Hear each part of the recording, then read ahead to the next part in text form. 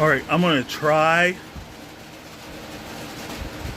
and show the pressure flaking to a preform of this. Not a finished point, just to the preform. You can see I've got a, kind of a screwy edge. So the first thing we'd do is deal with that. And this is going to be short, pressure flaking.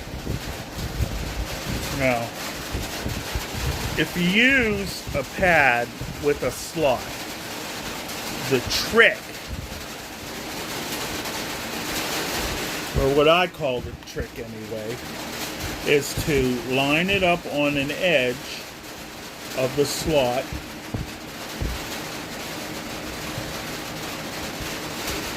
Line it up on the edge of the slot.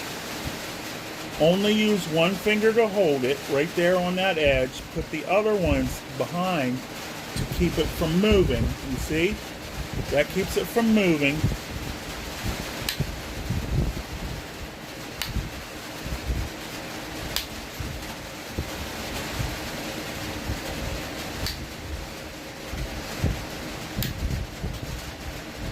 And I just conveyor belt along there. So I'll come back, I'll set my finger, I'll set my index finger and my ring finger, and then my my naughty finger will be the one that does the pressuring.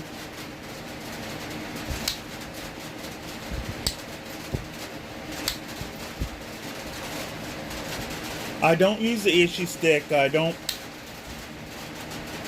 try to make the pressure flakes be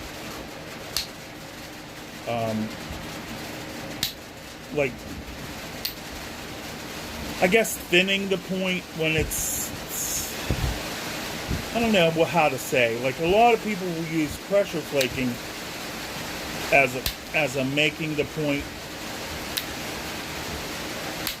I don't do that because my hands have arthritis,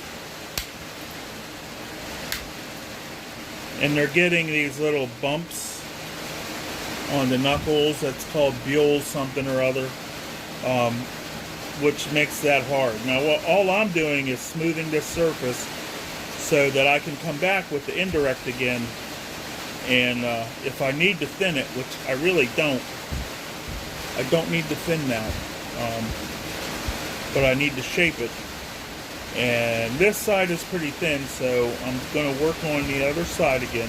I don't worry about flakes on both sides. For hunting points, to me, they are,